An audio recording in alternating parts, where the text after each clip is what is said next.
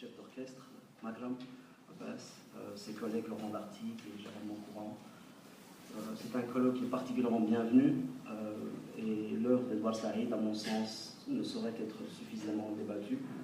Je crois qu'on l'a vu aujourd'hui, sa richesse le permet et son étendue en donne les moyens. Je pense aussi que je vais essayer d'être relativement bref, puisqu'à la clôture de cette première journée, un certain nombre d'éléments, d'aspects importants ont été abordés, relatifs à la réflexion saïdienne en tant que, d'une part, puits de sens, et en tant que, d'autre part, méthodologie. Une méthodologie qu'il faudrait savoir interroger, et je rejoins tout à fait Mme Marzouki sur le point qu'elle a soulevé à ce sujet.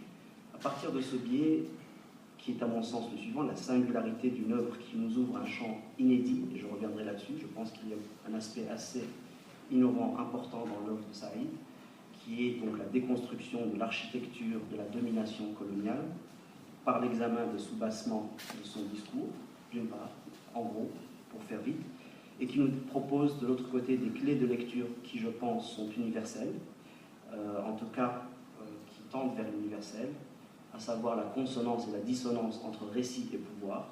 Je vais essayer d'aborder avec vous l'utilité du travail de Saïd en élargissant un petit peu la discussion en fin de journée, en zoomant un peu vers l'extérieur, sur l'utilité, je disais, d'aborder ce prisme par rapport à l'actualité par les médias occidentaux et orientaux, en l'occurrence. Et ce sera bien entendu, cette grille, à mon sens, une grille qui est politique, sociale, culturelle, politico-socialo-culturelle, essentiellement. Alors, les éléments de cette grille de lecture ont été résumés par le professeur Dayan Herzbrun tout à l'heure, donc ça facilite un petit peu mon travail, mais pour les rappeler, puisqu'ils s'inscrivent précisément dans la trame de mon analyse, le spectre, la menace, l'archétype, le stéréotype, les légendes anhistoriques, la newsiness, et je pense que c'est très important comme concept, le simulacre, toutes ces questions sont au centre de ce récit. Deux caractéristiques du travail d'Edouard Saïd doivent être immédiatement soulignées. Un, je dirais l'aspect multidimensionnel de sa matrice principale, qui nous aide à aborder donc, cet Orient, et l'aspect interdisciplinaire également. Donc cette matrice de Saïd nous permet d'aborder un Orient, ou plutôt le travail sur l'Orient, au sens du travail de Tocqueville sur l'Algérie, par exemple. Mais qu'est-ce que cet Orient, en réalité? Si l'on essaie un petit peu de regarder cet animal dans les yeux, c'est l'islam, même si Saïd s'en défendrait, les Arabes, le Moyen-Orient et l'Afrique du Nord, donc, à savoir une religion, un peuple et une région qui est au moins sur 2 voire 3 continents.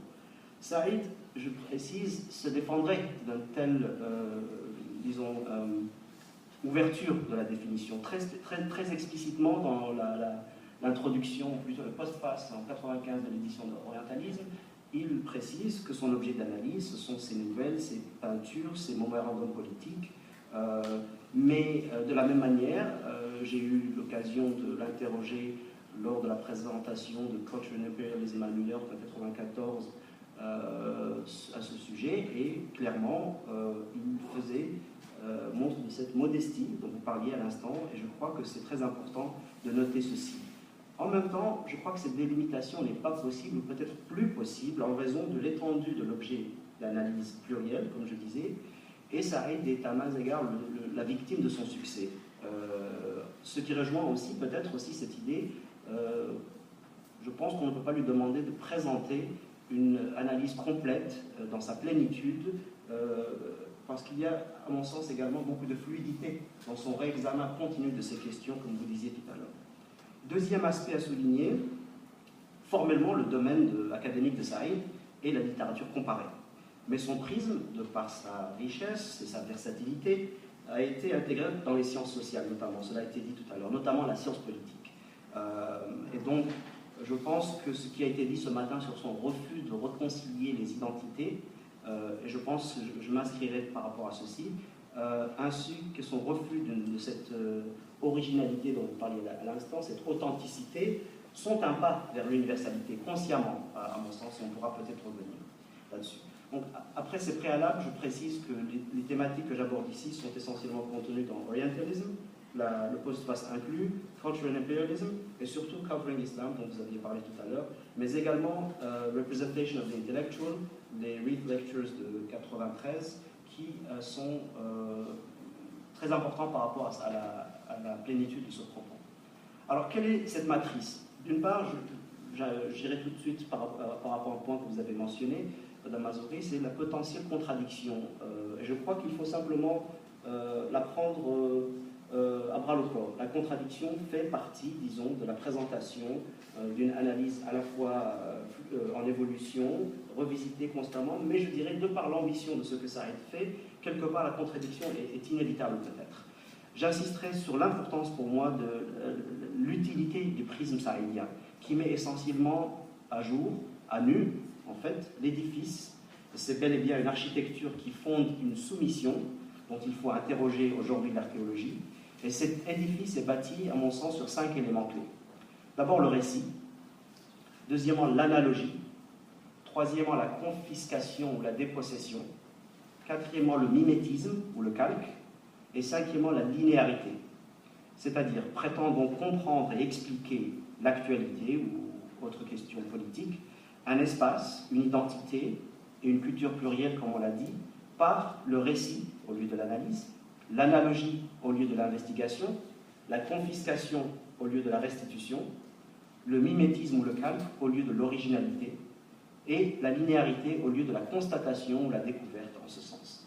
Et à partir de ce biais, cette matrice, ce prisme saïdien est universel. Il dépasse la rencontre ou le rendez-vous manqué entre Occident et Orient. Le travail de Saïd est constitutif, pour moi, d'une théorie générale de la déconstruction et de la relation intime et problématique entre discours et pouvoir. En dépit de ce qui a été rappelé ce matin de manière très précise par rapport à l'intérêt des traductions qui ont été faites par rapport à l'orientalisme très tôt, je pense qu'en réalité, on peut également dire que l'œuvre de Saïd a été activement ignorée en France. On reviendra peut-être là-dessus avec l'exposé de Karim Guittard vendredi, qu'elle a été prise de haut en Grande-Bretagne. Je vous cite ce qu'il dit dans son introduction aux Reed Lectures en 93. Il est invité par la BBC pour présenter cette tradition très britannique. But almost from the moment that the announcement of the lectures was made by the BBC in late 92, there was a persistent, albeit relatively small course of criticism directed at it for having invited me in the first place. Donc clairement, une résistance à ce que quelqu'un qui a déjà produit ce type de discours puisse être invité à s'exprimer sur des questions dans une tradition tout à fait britannique en ce sens-là. Il est également quelque part, disons, travesti en coup de gueule savant, on pourrait dire, aux États-Unis, en dépit de l'influence importante qu'il a eue, et également inconnu ou instrumentalisé dans le monde arabe, quelque chose sur lequel il s'est exprimé régulièrement et qui lui a effectivement déplu en ce sens-là. La théorie de l'orientalisme, en dépit de ceci, ne se réduit pas, comme le remarque Talal al-Assad, à un catalogue des méfaits d'un Occident colonial ou impérial. C'est bien plus que cela, à savoir, comme nous l'avons dit, la déconstruction d'un édifice discursif persistant, agile et non moins pétri de contradictions. J'insisterai également sur la dimension, la séquence historique selon laquelle le prisme saïdien en arrive à constituer, somme toute, à mon sens, une nouveauté de questionnement. Et je vous propose l'idée qu'orientalisme, lorsqu'il paraît à la fin des années 78, est véritablement un changement de paradigme dans le sens kunia de la chose, c'est-à-dire qu'on introduit une perception parce que la perception précédente ne tient plus par rapport à l'évolution de la réalité politique, sociale, médiatique qu'elle est censée décrire. Cela a à voir également avec l'augmentation et l'accélération de la présence médiatique dans le tissu social mondial au cours des 30 dernières années, mais de cette question, et l'évolution de l'attention portée à l'Orient. Aussi, je crois qu'on peut avancer l'idée que pour l'occidental moyen, mainstream, l'oriental moyen-oriental, mais il est également occidental puisque maghrébin, était resté, je dirais, jusqu'aux années 70 relativement méconnu. Les prolongements d'une présentation médiatique des années 10, 20, 30, 40, 50, la presse des années 50 et 60 était restée relativement proto-coloniale. voyez les colonnes du Monde sur l'Algérie à cette époque, la façon dont les crimes coloniaux sont restitués ou pas, le New York Times sur Suez, il n'y a presque pas de prétention à l'objectivité. Indigénat et dangerosité sont synonymes à ce moment-là. Donc on en arrive, notons bien entendu que l'orientalisme classique, comme toujours, est élégant, plaisant, sophistiqué, à l'image du Laurence d'Arabie de David Lean, le film, mais il n'en est pas pour le moins insidieux. Au cours des décennies qui suivent cette période, ce sont des événements éminemment politiques, déplaisants à l'Occident, allant à l'encontre de ses intérêts, et par lesquels, même lorsqu'il s'agit de violence, on peut voir globalement des manières pour l'Orient, entre guillemets, de se manifester, de manifester son existence, qui vont ainsi permettre, dans la période qui suit, donc globalement des années 70 à aujourd'hui, quoi? La mise en branle durant les années 70, l'instauration durant les années 80, la normalisation durant les années 90, la mise à jour post-11 septembre durant les années 2000, et aujourd'hui, durant les années 2010, le redéploiement d'une représentation particulière de cet objet Orient, entre guillemets. On voit d'abord comment, à partir de ce qui est à main égard un événement au sens fondateur, Suez 1956, fondateur puisqu'on y retrouve déjà tous les ingrédients du narratif, c'est-à-dire le tropisme impérial, fin ou début d'empire qu'on considère les États-Unis d'un côté ou la France et la Grande-Bretagne de l'autre, centralité de l'acteur, du dirigeant local, Nasser, Saddam, plus tard Ben Laden, et surtout l'irrecevabilité du contre-récit, ce que j'appelle l'impossible réciprocité dans ce récit orientaliste. Dès lors, régulièrement, des événements, des épisodes précis vont permettre l'émergence et la normalisation du récit.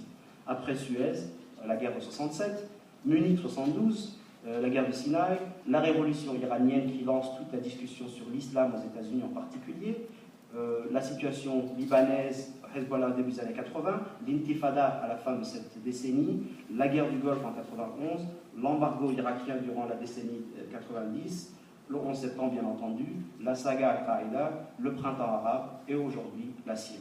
Autant d'épisodes qui viennent borner la présentation occidentale dominante. Médias et commentateurs, nous sommes obligés de faire un petit peu dans le réductionnisme, d'un Orient qui pêche, d'une présentation de l'Orient qui pêche précisément par quoi? Alors même qu'elle revendique cette présentation objectivité et universalité, elle construit une thèse de la singularité et de l'exceptionnalisme, ce dont parle bien entendu Saïd, qui serait invariablement et presque ontologiquement problématique. What went wrong, se demande Bernard Lewis dans un titre de ses ouvrages. Les soubassements culturalistes de cette approche sont immédiatement là, comme le sont les passerelles avec la psychologie.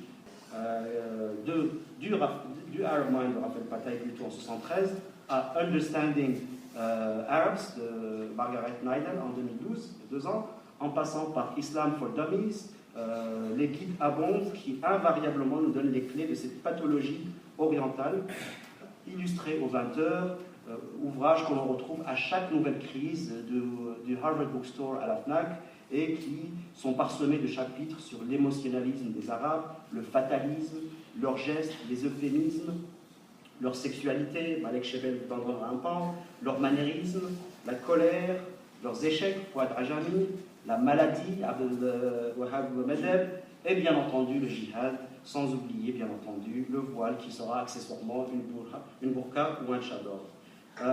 Il y a eu, je m'arrête un instant pour souligner une idée importante ici, vraiment, au-delà de ce catalogue. Je trouve qu'il y a eu une telle normalisation de cette perspective, de la conflictualité inhérente et de cette dangerosité, qu'il est presque impossible d'imaginer une réalité alternative qu'une lecture circonstanciée, nuancée, intelligente puisse être recevable par rapport à ceci. Alors, par-delà les dynamiques que nous avons notées tout à l'heure, récit, analogie, confiscation, mimétisme et linéarité, le fil conducteur de cette construction médiatique sur l'Orient est avant tout, chez Saïd, et ici, l'essentialisme. Saïd explique dans Orientalism que celui-ci est principalement exprimé autour de l'idée de paralysie. Et de fait, c'est l'idée que l'on retrouve dans tout reportage sur l'Orient. L'Orient est invariablement paralysé, ne répondant pas aux demandes changeantes de la modernité. L'orientaliste, lui, possède les clés de la modernité. Il les dit, il les livre au grand public par le biais du 20h ou par le biais de l'article, un grand public qui peut ainsi faire faux sens d'une actualité post-coloniale liées à une réalité humaine et une expérience sociétale qui sont dynamiques, complexes, hétérogènes, contradictoires, tout ce que nous avons dit. Deuxième étage d'un tel essentialisme, qui fait alors le lit d'une logique d'invention, puisque précisément la présentation n'est ni empirique, à mon sens, ni contextualisée, ni circonstanciée, encore moins nuancée, et l'on peut donc aujourd'hui, dans une logique archéologique, reconstruire, voir se développer devant nos yeux au ralenti durant les 40 dernières années, précisément à la même époque à laquelle Saïd compose donc Orientalism, une fiction politisée qui se nourrit de ces épisodes d'actualité que j'ai mentionnés et qu'elle met en scène, parfois activement, parfois inconsciemment. On pourra se référer aux États-Unis, par exemple, au travail de Jack Shaheen de Southern Illinois University, The TV Arab, un ouvrage qui, assez tôt, en 1984, explore les représentations médiatiques des Arabes et les stéréotypes dont ils font l'objet. Jack Shaheen fait un travail très intéressant de vulgarisation de Saïd, on dira, qu'il poursuit dans Guilty et dans Real Bad Arabs. Real est un jeu de mots sur vrai et sur bobine avec 2 E.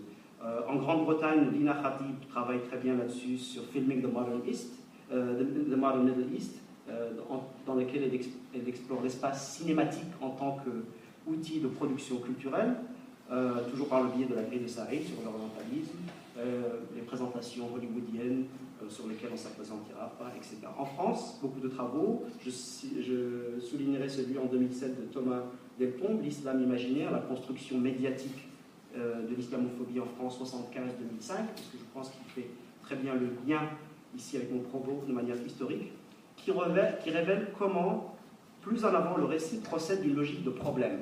Il y a toujours une question de problématisation de la question derrière.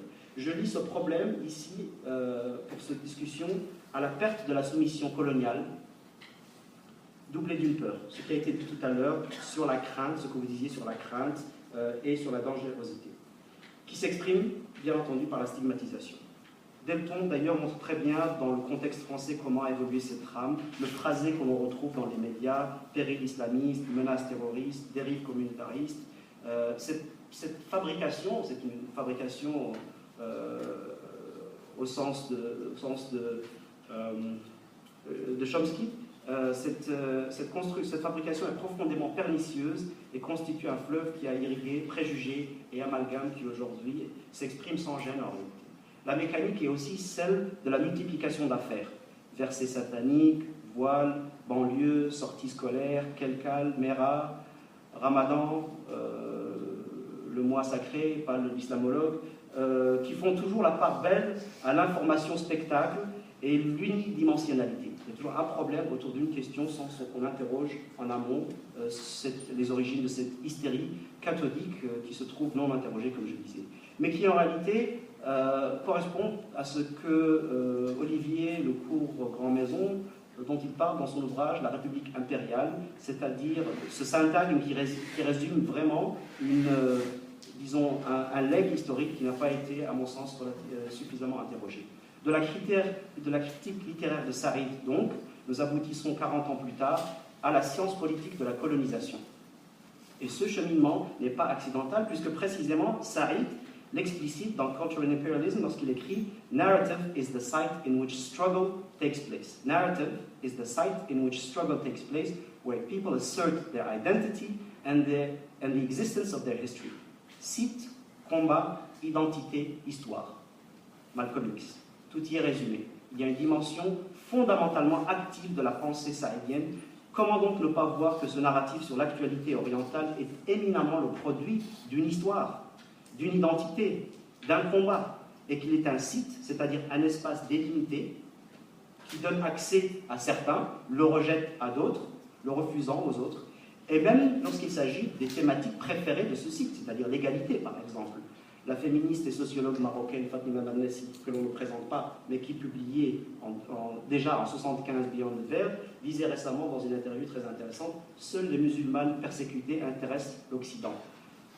Et indéniablement, le narratif sur l'Orient implique la présence d'une différence, mais une différence problématique, qu'il faudrait rectifier, qu'il faudrait intervenir pour rectifier, militairement ou journalistiquement, ou les deux. BHL, Tintin en Libye. Pour aller plus loin, comme le fait Saïd, c'est une différence révélatrice d'une hiérarchie qui autrefois s'exprimaient ouvertement, et aujourd'hui se drapent des oripeaux de l'analyse, de l'expertise. L'expertise dont Saïd dit qu'elle est fondamentalement problématique. Dans cet ouvrage, donc Representations of the Intellectual, Saïd avance quelque part l'idée que le véritable intellectuel est un amateur. Il utilise le mot un amateur au sens basique de s'interroger quelle est cette chose, au lieu d'y apporter une expertise qui est limitée à un groupe de personnes qui se parlent de manière, disons, incestueuse par rapport à ces questions-là. Alors je disais qu'elle se drape aujourd'hui des oracles de l'analyse et de l'expertise et qu'elle est non dite, quoique, voyons ce que dit le philosophe Michel Onfray sur l'islam. L'islam refuse par essence l'égalité.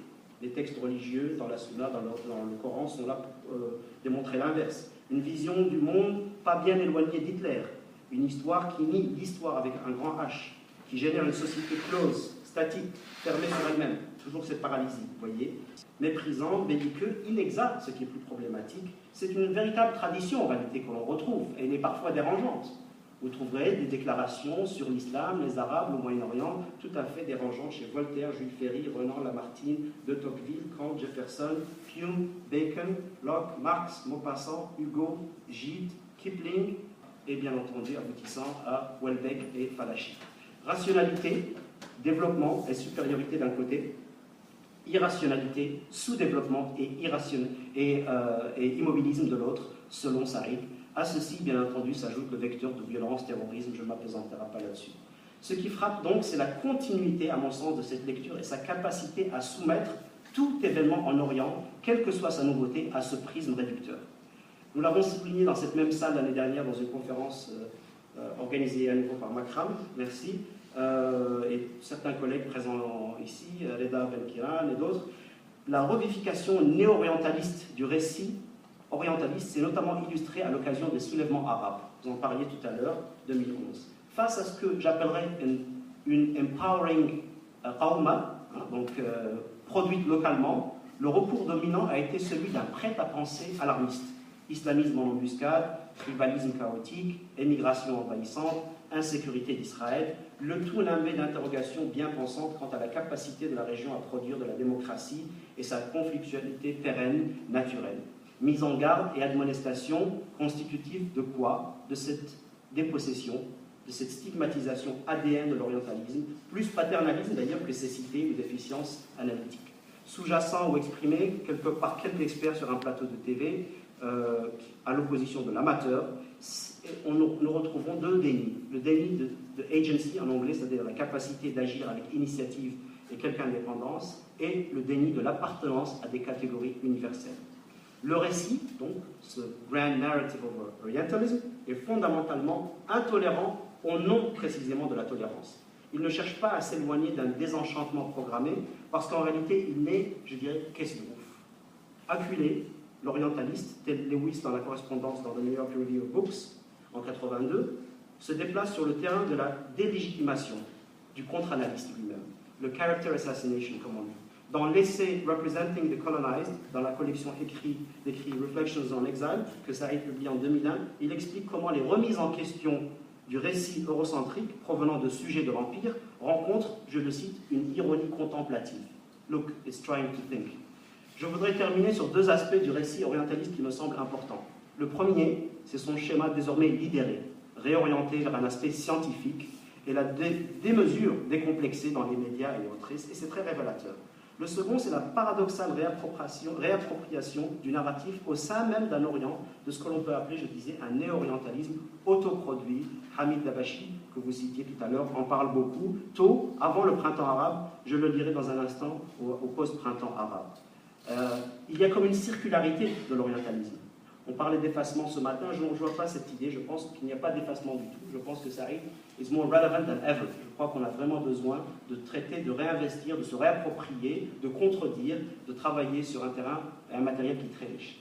Alors sur le premier aspect, dans sa réponse donc, du 12 août 1982, New York Review of Books, Saïd répond à Lewis, je le cite, « L'intérêt européen pour l'islam est né de la peur d'un compétiteur monothéiste culturellement et militairement formidable pour la chrétienté. D'une manière ou d'une autre, cette combinaison de peur et d'hostilité a persisté jusqu'à nos jours dans l'attention académique et non académique qui est prêté à un islam vu comme appartenant à une partie du monde, l'Orient, opposé imaginativement, géographiquement et historiquement à l'Europe et à l'Occident. Il continue, ce qui est donc frappant à propos de plusieurs périodes de l'histoire européenne, c'est la correspondance entre ce que les universitaires et les spécialistes écrivaient et ce que les poètes, écrivains, politiciens et journalistes écrivaient à propos de l'islam. Partant, je vous soumets donc l'idée qu'à déshabiller ce monstre froid qu'est l'orientalisme, nous voyons une extraordinaire continuité jusqu'à nos jours et que nous sommes aujourd'hui peut-être, sans forcer le trait, mais concevons cette idée à un stade particulièrement avancé d'acceptation sibylline, invisibilisée et de normalisation de ce récit. Les médias abondent dans ces présentations. Le 21 avril dernier, on pouvait lire dans Le Monde, théorie du genre, : les musulmans toujours vigilants. Remplacez le mot musulman par juif ou chrétien et voyez la violence de ce titre.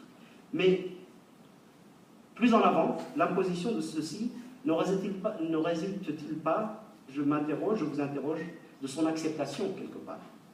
Et là, nous revenons vers Malcolm X et d'autres figures. En définitive, l'assujettissement est un dispositif qui se nourrit de représentation, mais également et surtout d'intériorisation.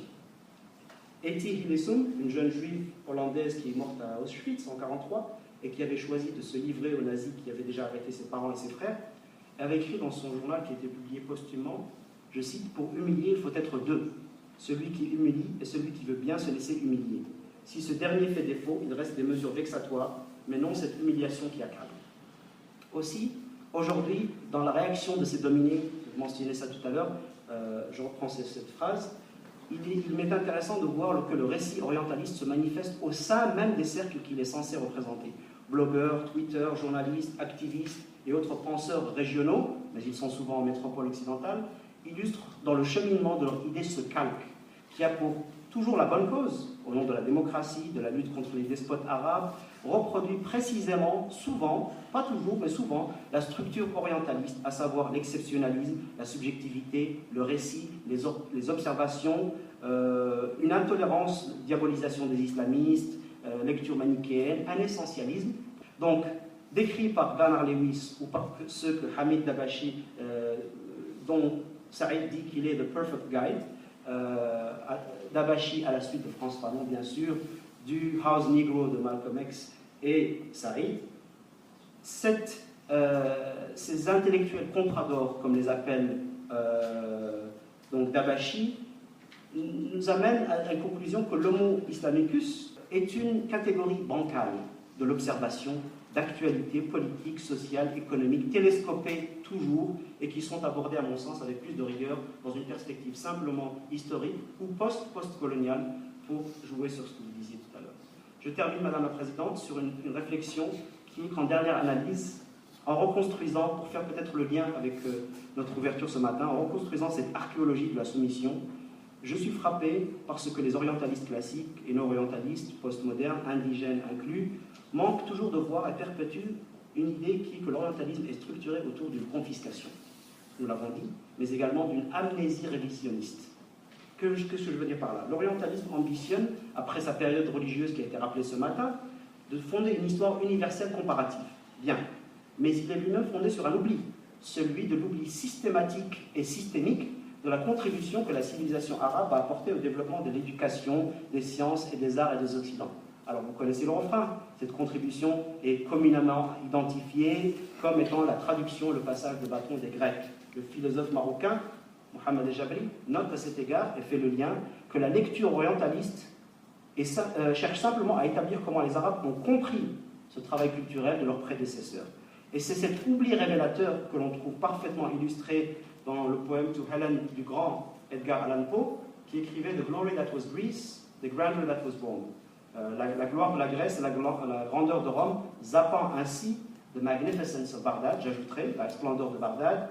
Et en réalité, cette renaissance en amont de l'orientalisme, précisément la période avant 1820, dont parlait tout à l'heure notre premier orateur, a directement puisé dans une masse de savoir original qui a été élaborée durant une longue période en Andalousie, 711 à 1492, en Sicile, 827 à 1061.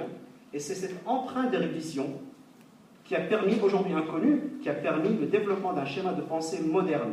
C'est durant cette période, alors que la superstition et l'irrationalité prévalent en Europe, que sont introduites les notions d'école, qara ala, au lieu de sama'a, il a entendu, de hautes études, très précisément le raisonnement dialectique, par exemple, pré-cartésien, al-bayan ou l'indication, al-irfan ou la compréhension, al-burhan ou la validation, la divergence, al-irtilaf, la dialectique, l'exégèse, tafsir, l'intelligibilité, al-fasaha. Vous avez parlé tout à l'heure, bien entendu, d'Ibn Hazm, Ibn Ghazali, l'illumination personnelle d'Ibn Rushd, ou encore Al-Farabi et ses travaux sur l'harmonie de la cité, précurseurs du contrat de Rousseau, qui ont influencé saint Thomas, qui a étudié le Ghazali à Naples, Voltaire, Pascal, qui emprunte, très paradoxal mais révélateur, dans le bon sens, sa grâce à Al-Kamal, Bacon, Machiavel qui emprunte sa virtu à Ibn Khaldoun, et jusqu'à Dante, qui emprunte ses 7 cercles à Ibn Arabi, comme le démontre Miguel Palacio dans un ouvrage paru en 1919, La Eschatologia Musulmana en la Divina Commedia. Donc, cette bibliothèque de l'orientalisme dont vous parliez tout à l'heure, bien avant Saïd, faisait impasse stratégique sur cette dette. Et ceci a fondé à la fois l'opposition à Saïd qui viendra par la suite, et se perpétue aujourd'hui dans les perspectives dominantes sur l'Orient qui demeurent, à mon sens, largement imaginées. Je vous remercie pour votre attention.